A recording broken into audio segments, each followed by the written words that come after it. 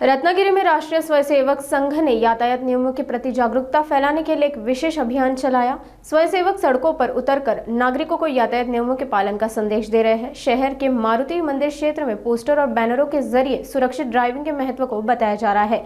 यह अभियान नागरिक राज्य स्वच्छता जागरूकता कार्यक्रम के तहत चलाया जा रहा है। नमस्कार, मी संजय शिवराम मेहेंदळे माळनाका परिसरात राहतो।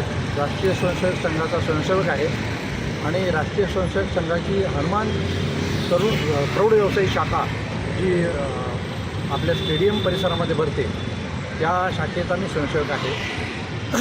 आणि राष्ट्रीय स्वयंसेवक संघाचं दक्षिण रत्नागिरी जिल्हा त्याचा व्यवस्था प्रमुख म्हणून माझ्याकडे दायित्व आहे।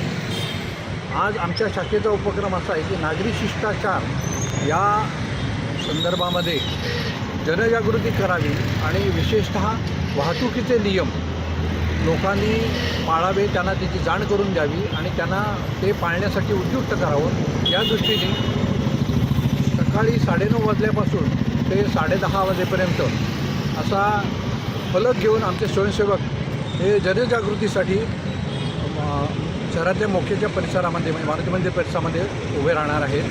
तो कार्यक्रम आता सुरू झालेला आहे आणि आमचे 12 स्वयंसेवक आत्ता या कार्यक्रमासाठी उपस्थित आहेत।